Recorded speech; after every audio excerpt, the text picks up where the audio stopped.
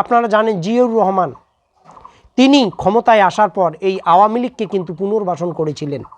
শেখ হাসিনাকে দেশে ফিরিয়ে নিয়েছিলেন। তার কয়েকদিনের মধ্যে তিনি হত্যাকাণ্ডের শিকার হয়েছিলেন। আসসালামু আলাইকুম দর্শক, বাংলাদেশে তারেক রহমানের রাজনৈতিক দল বিএনপির মধ্যে তারেক রহমানের প্রধানমন্ত্রী হওয়ার পর যে তার যে কর্মকাণ্ড, এই কর্মকাণ্ডের মধ্য দিয়ে বিএনপির মধ্যে একটা চাপা উত্তেজনা, একটা চাপা অসন্তোষ কিন্তু দিনে দিনে ঘনীভূত হচ্ছে। দর্শক, আপনাদের খেয়ালে থাকার কথা, ইলিয়াস আলী বিএনপির একজন গুরুত্বপূর্ণ নেতা তিনি ছিলেন এবং স্পষ্টবাদী একজন নেতা ছিলেন। আওয়ামী লীগের আমলে এই ইলিয়াস আলীকে আওয়ামী লীগের প্রশাসন প্রথমে গুম করে, তারপরে তাকে খুন করে। এই বিষয়টা আন্তর্জাতিক ট্রাইব্যুনালে বিষয়টা কিন্তু এসছিল এবং তার বোন সানজিদে ইসলাম তিনি তার এই খুন গুমকে নিয়ে আওয়ামী লীগের আমলে ব্যাপক আলোচনা করেছিলেন। বিভিন্ন জায়গায় তিনি আন্দোলন করেছিলেন। তার ভাইয়ের কি হয়েছে, এই ইলিয়াস আলীকে আজ পর্যন্ত কিন্তু খুঁজে পাওয়া যায়নি। তার মানে তাকে হত্যা করা হয়েছিল, এটা মোটামুটি স্পষ্ট। আপনাদের মনে থাকার কথা, শাখা চৌধুরী অর্থাৎ সালাউদ্দিন কাদের চৌধুরী এই বিএনপির এই নেতাকে আওয়ামী লীগের আমলে যুদ্ধ অপরাধের দায়ে তাকে মৃত্যুদণ্ড দেওয়া হয়েছিল। যদিও এই বিচার প্রক্রিয়া নিয়ে বিএনপির মধ্যে আন্তর্জাতিক মহলে একটা প্রশ্ন আছে যে এই বিচারটা সম্পূর্ণ বিচারিক প্রক্রিয়ায় হয়নি, এটা রাজনৈতিক প্রতিহিংসামূলক একটা বিচার প্রক্রিয়া ছিল। আজকে তারেক রহমান প্রধানমন্ত্রী হওয়ার পর আওয়ামী লীগকে তিনি পুনর্বাসনের চেষ্টা করছেন। আর এই আওয়ামী লীগের পুনর্বাসনের যে প্রচেষ্টা কতটা আত্মঘাতী হয় এর প্রমাণ কিন্তু বাংলাদেশ দেখেছে।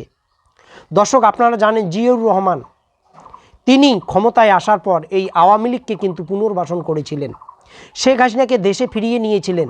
তার কয়েকদিনের মধ্যে তিনি হত্যাকাণ্ডের শিকার হয়েছিলেন। বহুদলীয় গণতন্ত্রের বাংলাদেশে যিনি প্রবক্তা তিনি জিয়াউর রহমান, এটা সত্য।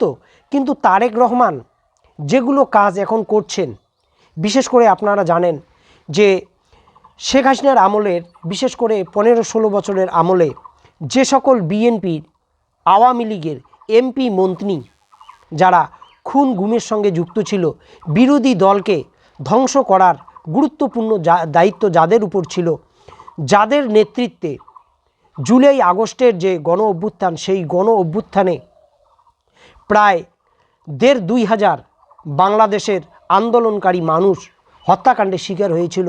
হাজার হাজার মানুষ আজকে পঙ্গুত্ব বরণ করেছে। এই আওয়ামী লীগকে তিনি পুনর্বাসনের চেষ্টা করছেন। আজকে আওয়ামী লীগ নেত্রী শেখ হাসিনার বিরুদ্ধে আন্তর্জাতিক ট্রাইব্যুনালে তার মৃত্যুদণ্ডের রায় হয়েছে। এখানে চিফ প্রসিকিউটর তাজুল ইসলামকে তিনি সরিয়ে আরেকজনকে এখানে নিয়ে আসলেন। আগামী দিনে হয়তো দেখা যাবে যে শেখ হাসিনার বিরুদ্ধে যে রায়টি হয়েছে সেই রায়টি আর টিকল না, অর্থাৎ এই বিষয়টাকে হালকা করে দেখা হচ্ছে। তো এই বিষয়গুলো নিয়ে বিএনপির মধ্যে কিন্তু একটা চাপা ক্ষোভ কিন্তু তৈরি হচ্ছে। এই গণভোটের কি হবে, এটা নিয়ে বিএনপির বিভিন্ন নেতৃত্বের বিভিন্ন ধরনের বক্তব্য। কেউ বলছে গণভোট আর চলবে না, গণভোটের কোনো আইনি ভিত্তি নেই। কেউ বলছে সংসদ বসলেই গণভোটকে কার্যকর করা হবে। তো বিএনপির মধ্যে এই বিষয়গুলো নিয়ে যে মতপার্থক্য আছে, এই বক্তব্যগুলো থেকে কিন্তু স্পষ্ট। আওয়ামী লীগের দুঃশাসনের সময় আওয়ামী লীগের একজন গুরুত্বপূর্ণ ব্যক্তিত্ব ছিলেন বর্তমানে যিনি রাষ্ট্রপতি মোহাম্মদ শাহাবুদ্দিন।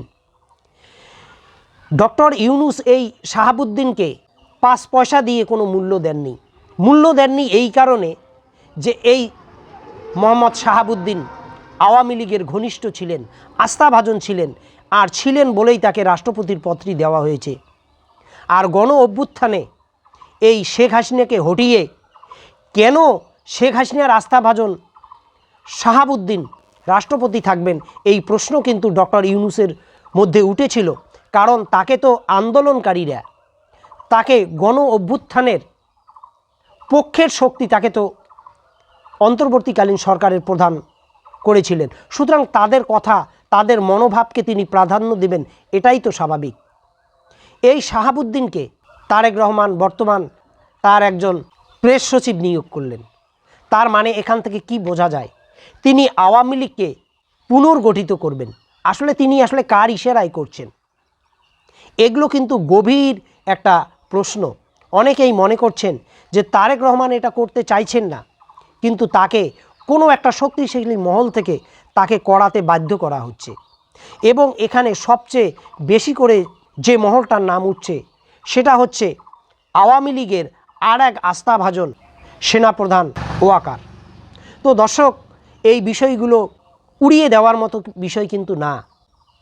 এই যে সালাউদ্দিন কাদের চৌধুরীর কথা বললাম, ইলিয়াস আলীর কথা বললাম, এরকম হাজার হাজার বিএনপি কর্মী সমর্থক আছে যারা আওয়ামী লীগের আমলে ধ্বংস হয়ে গেছে। আওয়ামী লীগ একজন বিএনপি নেতৃত্বের বিরুদ্ধে শত শত মামলা দিয়েছে। প্রতিদিন তাদের কোর্ট কাচারি ঘুরতে হতো।